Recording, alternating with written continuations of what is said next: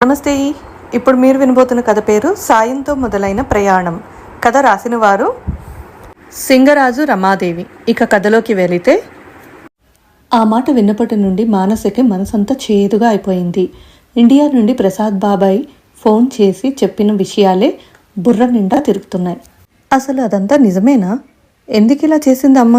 అసలు అంత అవసరం ఏమొచ్చింది? ఎన్నాళ్ళ నుంచి చేస్తుంది? డబ్బు ఇబ్బందా? నాన్నగారు పోయినా ఫ్యామిలీ ఫంక్షన్ వస్తూనే ఉందిగా, సరిపోవట్లేదా? ఏమో. తమ మధ్య డబ్బు ప్రస్తావన ఎప్పుడూ రాలేదు. తనకి తమ్ముడికి నాన్నగారు ఉద్యోగం చేస్తుండగానే పెళ్ళిళ్ళు అయ్యాయి. వాడు సింగపూర్లో సెటిల్ అయ్యాడు, తాను అమెరికాలో. 2 ఏళ్ళకి ఒకసారి సెలవుల్లో అమ్మ దగ్గరికి వెళ్ళి వస్తూనే ఉంటారు. ఎప్పుడూ అమ్మ వాళ్ళు ఇబ్బందుల్లో ఉన్నట్టు అనిపించలేదు. పైగా వెళ్ళినప్పుడల్లా తనకి పిల్లలకి ఏదో ఒకటి కొనివ్వడం, బట్టలు పెట్టడం అంతా మామూలే. చిన్నప్పటి నుండి తమకు ఆర్థిక ఇబ్బందులు ఏమీ లేవు. కనీసం తనకి తెలిసినంత వరకైనా లేవు. మరి ఏమిటిది? ఆలోచిస్తున్న కొద్దీ మనసంతా గజిబిజిగా ఉంది. మనోజ్కి తెలుసా? తెలిసి వాడు ఏం చేయకుండా ఊరుకున్నాడా? అసలు వాడు అమ్మకి డబ్బు ఏమైనా పంపుతున్నాడా? డబ్బు ఇబ్బంది వల్లనేనా? ఛా, ఇది తెలిస్తే అందరూ ఏమనుకుంటారు? తమని తిట్టిపోసుకోరు? అమ్మతో వారానికి 3 సార్లు ఫోన్ మాట్లాడుతూనే ఉంటుంది తను. అమ్మ ఎప్పుడూ ఒక్క మాట కూడా అనలేదు. బాధపడినట్టు కూడా అనిపించలేదు. మరి లేక తనే తెలుసుకోలేదా? తన గోలలో తను ఉండి పట్టించుకోలేదా? మనసుకి బాధ, అవమానం మనసంతా నిండి మెలిపడుతున్నాయి. వెంటనే ఫోన్ చేసి అడుగుదామంటే ఏమి వినాలో అని భయంగా ఉంది. తమ్ముడికి చేసి మాట్లాడమంటే వాడికి అసలు విషయం ఎంతవరకు తెలుసో తెలియదు. మర్నాడు ఆమె ఫోన్ చేసింది మానసకి. చాలా ఉత్సాహంగా మాట్లాడింది. పిల్లల గురించి అడిగింది. అమ్మ అడిగిన వాటికి అన్యమనస్కంగానే జవాబు చెబుతూ ఉంది మానస. అడగాలి అనుకున్న విషయం ఆమె గొంతు దాటి బయటకు రావటం లేదు. ఆఖరికి అమ్మ ఇక ఉండనా మరి అంటుంటే మెల్లగా అమ్మ అంది. ఒక్క క్షణం అవతలి వైపు నిశ్శబ్దం. తర్వాత చెప్పమ్మా అంది అమ్మ. మొన్న బాబాయ్ ఫోన్ చేశాడు, మెల్లగా మొదలెట్టింది. అమ్మ ఊహించినదే అనుకుంటా. నిట్టూర్పు వదులుతూ ఆ ఏమన్నాడు అడిగింది. మేమంతా చచ్చామనుకున్నావా అమ్మా? ఏం మాతో ఒక్క మాట కూడా అనలేదు? మనోజ్ ఏమీ పంపకపోతే నాకైనా చెప్పకపోయావా? ఎంతో సౌమ్యంగా మెల్లగా అడుగుదామని ప్లాన్ చేసుకున్నది కాస్త కోపం, ఏడుపు కలగలిపిన గొంతుతో ఒక్కసారిగా అడిగేసింది మానస. ఏంటమ్మా నువ్వు అంటున్నది? పంపడం ఏంటి? తల్లి భవానీ గొంతులో అయోమయం. అదేనమ్మా, నీకు డబ్బు ఇబ్బంది ఉంటే మాకు చెప్పొచ్చు కదా. అయినా నీ కొడుకు లక్షల్లో సంపాదిస్తున్నాడు. ఏం ఆ మాత్రం పంపలేడా? లేక అక్కడ వాడు కొన్న ఆస్తులకి ఈఎంఐ కట్టడానికి సరిపోతుందా వాడి జీతం? గుక్క తిప్పుకోకుండా అక్కసు అంతా బెల్లగక్కింది మానస. మను, నువ్వేమంటున్నావో నాకు అర్థం కావట్లేదు. అసలు నాకు డబ్బు ఇబ్బంది అని ఎవరు చెప్పారు? నెల నెల వచ్చే మీ నాన్నగారి పెన్షన్ నాకు బాగానే సరిపోతుంది. నా ఒక్కదాని ఖర్చు ఎంతని? నాకు నువ్వు పంపక్కర్లేదు, నీ తమ్ముడు అంతకన్నా పంపక్కర్లేదు. భవానీ స్వరం కాస్త తీవ్రంగానే వినపడింది. ఆ స్వరానికి మానస కాస్త తగ్గి, మరి బాబాయ్ అలా చెప్పాడేమిటి? కొంచెం సంశయంగా అడిగింది. ఏమని చెప్పాడు? అదే నువ్వు నలుగురి ఇళ్లల్లో వంటలు చేస్తున్నావని ఆ మాటలు అంటుంటేనే ఎలాగో అనిపిస్తుండగా ఎలాగోలా అనేసింది. భవానీ ఏ భావము లేకుండా అలా అన్నాడా అంది. అబ్బా ప్లీజ్ చంపకమ్మా, అసలు విషయం ఏమిటో చెప్పు. నాకు విన్నప్పటి నుండి మనసులో లేదు. ఎంత బాధగా ఉందో తెలుసా? నిజమేనా అది? ఆతృతగా అడిగింది మానస. నిజమే, స్థిరంగా అంది భవానీ. వంట వరకు నిజమే, కాకపోతే నలుగురి ఇళ్ళకి నేను వెళ్ళి చెయ్యట్లేదు. నా ఇంట్లో నేను చేసింది నలుగురు వచ్చి తీసుకొని వెళ్తున్నారు. అంటే ఇంట్లో మెస్ లాంటిది ఏమైనా పెట్టావా? మానసకి అయోమయం అంతకంతకి పెరిగిపోయింది. మను, నన్ను అసలు చెప్పనిస్తావా? కాసేపు నువ్వు ఆందోళన పడకుండా, అడ్డు ప్రశ్నలు వేయకుండా వింటాను అంటే వివరంగా చెప్తాను అని చెప్పడం మొదలుపెట్టింది భవానీ. కొన్నాళ్ల క్రితం పక్క ఫ్లాట్ ప్రీతి లిఫ్ట్ తెరుచుకొని వాళ్ళ ఇంటి వైపు వెళ్తూ హలో ఆంటీ అని పలకరింపుగా నవ్వింది. అప్పుడే సాయంత్రం వంట ముగించి టీవీ ముందు కూర్చున్న నేను హలో బాగున్నావా ప్రీతి అంటూ పలకరించాను. నీరసంగా నవ్వుతూ, లేదా ఆంటీ, 2 రోజుల నుంచి మోషన్స్, వామిటింగ్స్, ఇప్పుడే డాక్టర్ దగ్గరికి వెళ్ళి మందులు తెచ్చుకున్నాను అంది. అరే అవునా, ఏమైంది? బయట ఫుడ్ ఏమైనా తిన్నారా? పడలేదా అడిగాను. మేము వారంలో 5 రోజులు బయట ఫుడ్డే కదా ఆంటీ. లంచ్ రోజు మా ఆఫీస్ క్యాంటీన్లోనే. రాత్రి కూడా లేట్ అయితే బయట నుంచి ఆర్డర్ చేస్తాం. అసలు 4 రోజుల నుండి ఏం చూసినా కడుపులో తిప్పుతోంది. ప్రీతి వాళ్ళ ఆయన ఇద్దరు సాఫ్ట్వేర్ ఉద్యోగాలే. రోజుకి కనీసం 14 గంటల పని, హడావిడి జీవితాలు. అయ్యో, నేను ఇందాకే కాస్త కరివేపాకు కారప్పొడి చేశాను, నోటికి రుచిగా ఉంటుంది, కాస్త ఇవ్వనా అన్నాను. ఇవ్వండి ఆంటీ ఆశగా అంటూ నాతో పాటు లోపలికి వచ్చింది ప్రీతి. ఒక చిన్న స్టీల్ బాక్స్లో వేసి ఇచ్చాను. థ్యాంక్స్ ఆంటీ అంటూ. అబ్బా, ఎంత నీట్గా ఉంది ఆంటీ ఇల్లు, వంటిల్లు అయితే మరీ అంది. పాడు చేయడానికి ఎవరున్నారని, నేను ఒక్కదాన్నే కదా అన్నాను. అయినా కూడా మా ఇల్లు చూడాలి, వార్ జోన్ లాగా ఉంటుంది అంది.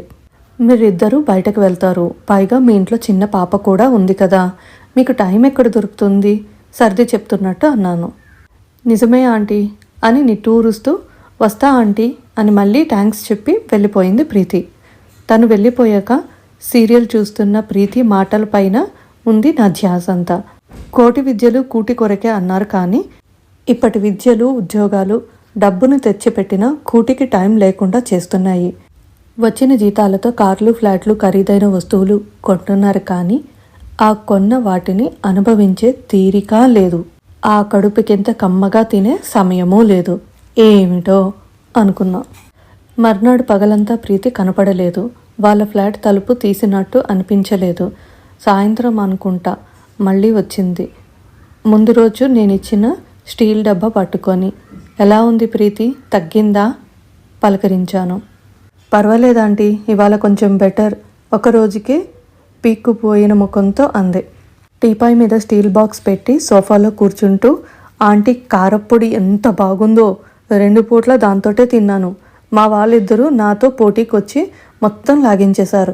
మా చిన్నది కూడా అదే తింది. రాజు అయితే ఆంటీని అడిగి రెసిపీ రాసుకో అని చెప్పాడు. గలగలా చెప్పుకొచ్చింది. అయ్యో, నేను కొంచెమే చేశాను, మళ్ళీ చేసిస్తాలే నవ్వుతూ అన్నాను. కాసేపు కబుర్లు చెప్పి వెళ్ళిపోయింది. ఆమె మాటల్లో నాకు అర్థమైంది, ఇంటర్ నుండి ప్రీతి చదువంతా హాస్టల్లోనే సాగింది. క్యాంపస్ సెలక్షన్స్లో ఉద్యోగం, హాస్టల్ నుండి పీజీ అకామిడేషన్లోకి, అక్కడ మెస్ భోజనమే. ఇప్పుడు ఈ సంసారం, ఇంటి పని, వంట పని, పాప పనితో సతమతమైపోతుంది. పైగా వంట అసలు అలవాటు లేదట. మీరెలా చేస్తారా ఆంటీ ఇంత బాగా, నాకు కూడా నేర్పించండి అంటూ ప్రీతి ఒకటే అనటం. నవ్వొచ్చింది నాకు. పొద్దున్న లేస్తూ వంట చేయటంతోటే గడిచిన జీవితం నాది. 12-13 ఏళ్ళు నుండే అమ్మకి వంటలో సహాయపడేదాన్ని. పెద్ద కూతుర్ని కదా. ఇక పెళ్ళయ్యాక అత్తగారింట్లోనూ పెద్ద సంసారమే. అత్తగారు, మామగారు, మరుదులు, ఆడపడుచు. ఈయన పెద్ద అవ్వడంతో అందరి పెళ్ళిళ్ళు మా తర్వాతే అయినాయి. పెద్ద కోడలుగా బాధ్యతలు బాగానే ఉండేవి. పైగా అందరూ భోజన ప్రియులు. అంతమంది ఇష్ట అయిష్టాలు గమనిస్తూ ఎక్కువ రకాలే వండాల్సి వచ్చేది. అలా అవసరం కొద్దీ వంట బాగా అలవాటైపోయింది. తిన్నవాళ్ళందరూ కూడా నా వంట అద్భుతంగా ఉందని మెచ్చుకునేవారు. నేను వంట ఆసక్తిగా చేసేదాన్ని. మరుదులు, ఆడబడుచు పెళ్ళిళ్ళు అయిపోయి వెళ్ళేలోపు మాకు పిల్లలు పుట్టడం, వెరసి కుటుంబ సభ్యుల సంఖ్య దాదాపు మళ్ళీ అంతే. ఇక పిల్లలు పెద్దయ్యి వాళ్ళ పెళ్ళిళ్ళు, పురుళ్ళు, పుణ్యాలు, ఏనాడు వంటింటికి నాకు రెస్ట్ ఉండేది కాదు. అలాంటిది పిల్లలు ఫారెన్లో సెటిల్ అవ్వడం, ఏడాదిన్నర క్రితం ఈయన పోవటంతో ఇన్నాళ్లకి ఇలా ఒంటరిగా ఒక్కదానికి వండుకోవాల్సి వస్తుంది. నిట్టూర్పుతో ఆలోచనలు కట్టిపెట్టి లేచాను. మర్నాడు కాస్త నిమ్మకాయ ఊరగాయ తీసి చక్కగా పోపు వేసి మంచి మిరియాల చారు పెట్టి 2 తీసుకెళ్లి ప్రీతికి ఇచ్చాను. తెగ ఆనందపడిపోయారు వాళ్ళు. ఒక్కదానికి వండుకోవటానికి ఆసక్తి లేక ఏదో ఇంత ఉడకేసుకొని తింటున్న నాకు వాళ్ళకలా వండి ఇవ్వటం, వాళ్ళు దానిని పరమానందంగా తినడం ఎంతో తృప్తినిచ్చింది. నేను వాళ్ళ తృప్తిగా తిన్నాను. అలా వారంలో 1-2 సార్లు వాళ్ళకి ఏదో ఒకటి చేసి ఇవ్వటం అలవాటు అయింది. వాళ్ళ చిన్నది ఈరా కూడా, అమ్మమ్మ ఇవాళేం చేశావు, చారు పెట్టావా అంటూ మన ఇంట్లోనే తిరగడం మొదలుపెట్టింది. ఇంతలో ప్రీతి ఒకరోజు ఒక శుభవార్త తెచ్చింది. తను మళ్ళీ తల్లి కాబోతుందంట. నేను సంతోషపడి ఏం తినాలన్నా కోరిక కలిగిన మొహమాట పడకుండా నాకు చెప్పమన్నాను. ప్రీతి వాళ్ళ అమ్మ అప్పుడు ఆస్ట్రేలియాలో ఉంది. ప్రీతి చెల్లెలు మొదటి కాన్పు కోసమని. తను చెమర్చిన కళ్ళతో అలాగే aunty, thank you so much అంది. కానీ అనుకోకుండా తనకి తర్వాతి నెలలో వచ్చిన కొన్ని కాంప్లికేషన్స్తో ఒక 2 నెలలు జాగ్రత్తగా ఉండాలి అన్నారు. బెడ్ రెస్ట్ తీసుకోమన్నారు. వాళ్ళకి ఇంకా ఇబ్బంది అయింది.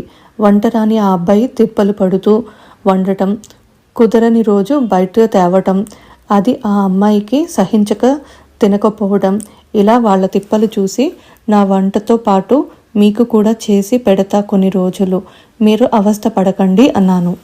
ఓహో బాగుందమ్మా, వాళ్ళకి ఫ్రీగా చాకరీ చేసి పెడుతున్నావన్నమాట మధ్యలో ఆపి మానస ఉక్రోషంగా అంది.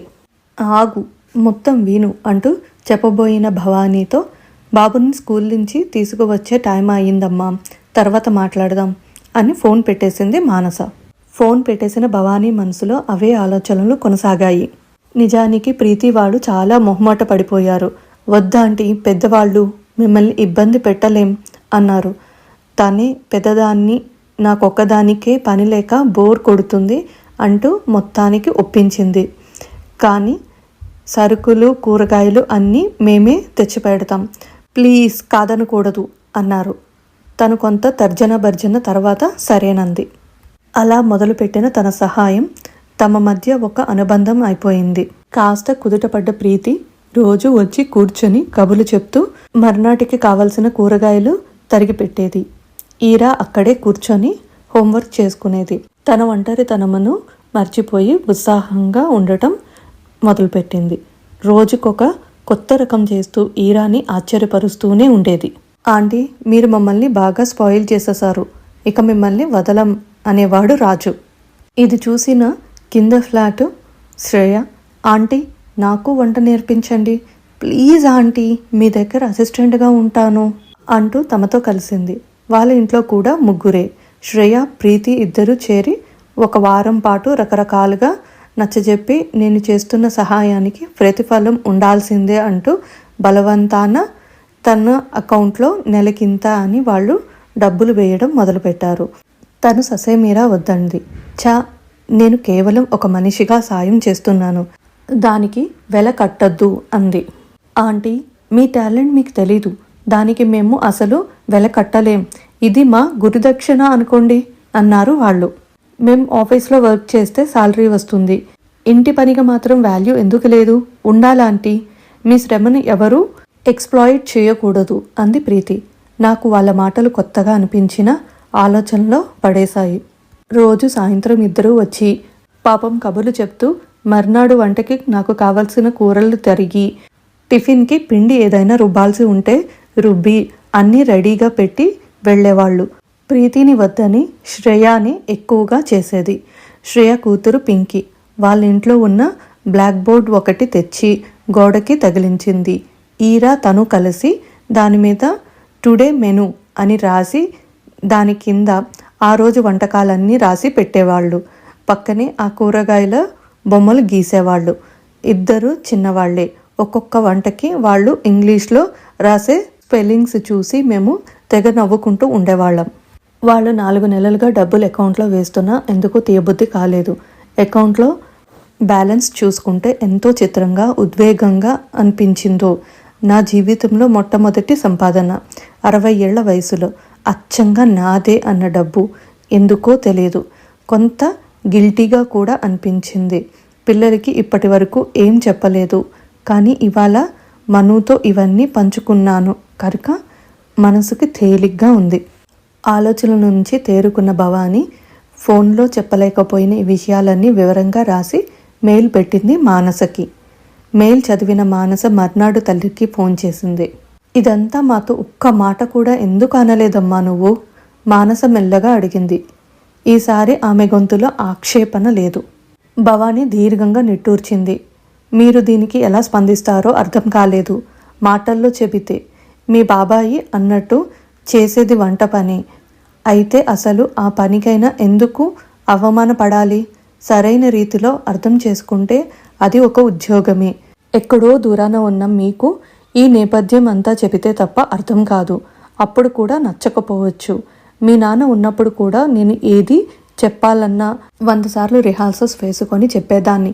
దేనికి కోపం వస్తుందో తెలిసేది కాదు. ఈ విషయం కూడా అందుకే మీకు చెప్పాలని ఎన్నిసార్లు నోటి వరకు వచ్చినా చెప్పలేదు, భవానీ మెల్లగా చెప్పింది. వింటున్న మానసని కొత్త ఆలోచనలెన్నో ఒకేసారి ఉక్కిరి బుక్కిరి చేశాయి. అసలు అమ్మ వైపు నుంచి ఎప్పుడైనా ఆలోచించామా? అమ్మగా కాకుండా ఒక వ్యక్తిగా తనని అర్థం చేసుకునే ప్రయత్నం చేశామా? పైగా బయట హోటల్స్లో, టీవీ షోస్, యూట్యూబ్లో చెఫ్స్కి ఇచ్చే గౌరవం వీళ్ళకి ఎందుకు ఇవ్వం? వంటలక్క అని ఎందుకు చులకన? మానస అంతరంగంలో ఎన్నో భావాలు, సందేహాలు. మానస ఏమీ అనకపోయేసరికి అవతలి వైపు నుండి భవాని హలో హలో అంటుంది. తెరుచుకున్న మానస తడబడుతున్న గొంతుతో, సారీ అమ్మా, నేను కూడా నిన్ను సరిగ్గా అర్థం చేసుకోలేదు అని మళ్ళీ, కానీ అమ్మా, ఇంత ఎక్స్ట్రా పనితో నీ ఆరోగ్యం పాడైతే వాళ్ళు వచ్చి నీకు చేస్తారా? అప్పుడు ఎంత కష్టం. మానస ఇంకా సమాధాన పడలేకపోతుంది. నాకు మొదట్లో ఆ భయం వేసింది, కానీ చిత్రంగా ఆ పని మొదలు పెట్టాక నాకు నీరసం వదిలిపోయి కొత్త ఓపిక వచ్చింది. ఇంతవరకు పొద్దున లేచి ఏం చేసేదుందిలే అని బద్ధకంగా అనిపించిన నాకు ఇప్పుడు ఎప్పుడెప్పుడు లేద్దామా అనిపిస్తుంది. పైగా ఆ మధ్య ఒక 2 రోజులు నాకు కాస్త నలతగా ఉన్నప్పుడు శ్రేయ, ప్రీతి నా గురించి తీసుకున్న శ్రద్ధతో నాకు ఆ భయం కూడా పోయింది. వాళ్లే కారులో డాక్టర్ దగ్గరికి తీసుకువెళ్ళి చూపించి, ఆంటీ మీకు మీ కిచెన్కి కంప్లీట్ రెస్ట్ అంటూ బాగయ్యేదాకా వాళ్లే వండి తెచ్చిపెట్టి తోడుగా ఉన్నారు చెప్పింది భవానీ. అవునా, నువ్వు మా దగ్గర చాలానే దాచావమ్మా నిష్ఠూరంగా అంది మానస. భవానీ వెంటనే, అయ్యో మను, నీ నుంచి దాచాలని కాదు తల్లి, అంత దూరంలో ఉన్న మిమ్మల్ని ఇబ్బంది కానీ కంగారు కానీ పెట్టకూడదని మాత్రమే నొచ్చుకుంటూ అంది. కానీ ఒకందుకు సంతోషంగా ఉందమ్మా. నేను తమ్ముడు ఇద్దరం దగ్గరలో లేం. డాడీ పోయాక నువ్వు ఒంటరిగా ఎలా ఉంటున్నావో అని దిగులు ఉండేది. ఇప్పుడు నువ్వు ఇవన్నీ చెప్తుంటే హ్యాపీగా ఉందమ్మా. అసలు ఆ ప్రీతి, శ్రేయ ఎవరో నేను కూడా చూడాలి, మాట్లాడాలి అమ్మా. చెప్పాలంటే మా ప్లేస్ వాళ్ళు లాగేసుకున్నారు కదా, ఒకంత అసూయగా అంది మానస. భవానీ నవ్వి, అదేం లేదు, మీ స్థానం మీదే మను, నువ్వు మనోజ్ నా ప్రాణం అంటూ నాకు కూడా ఇవాళ ఒక పెద్ద భారం దిగిపోయింది. ఇన్నాళ్ళు దాచుకున్నది నీకు చెప్పేశాను. మానసకి తల్లిని కొత్తగా చూసినట్లు అనిపించింది. ఇద్దరి మధ్య కొత్త అవగాహనతో దగ్గరతనం పెరిగినట్టు అనిపించింది. ఇప్పుడు మానసకి ప్రీతి, శ్రేయ ఇద్దరు ఫేస్బుక్ ఫ్రెండ్స్. వాట్సాప్లో, ఫేస్బుక్లో వాళ్లతో మాట్లాడుతూనే ఉంటుంది. ఒక 15 రోజుల తర్వాత అమ్మతో కాన్ఫరెన్స్ కాల్ మాట్లాడుతుంది. మానస తమ్ముడు, మరదలు కూడా ఉన్నారు కాల్లో. ఇటు అమ్మ పక్కన శ్రేయ, ప్రీతి. అందరి ముఖాల్లో ఒక సంతృప్తి, ఉత్సాహం. శ్రేయ, ప్రీతి ఇద్దరూ పోటీ పడి చెప్తున్నారు మానసకి, మనోజ్కి ముందు రోజు ఆదివారం వాళ్ళు చేసిన కార్యక్రమం గురించి.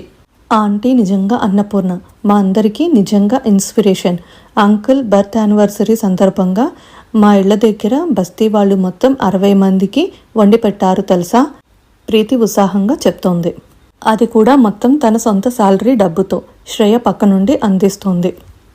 అమ్మ చిరునవ్వుతో వాళ్ళ మాటలు వింటూ, పాపం కిందటి ఏడాది ఈ లాక్డౌన్ వల్ల వాళ్ళకి చేతిలో పని లేదు, పైసలు లేవు, తినటానికి తిండి లేదు.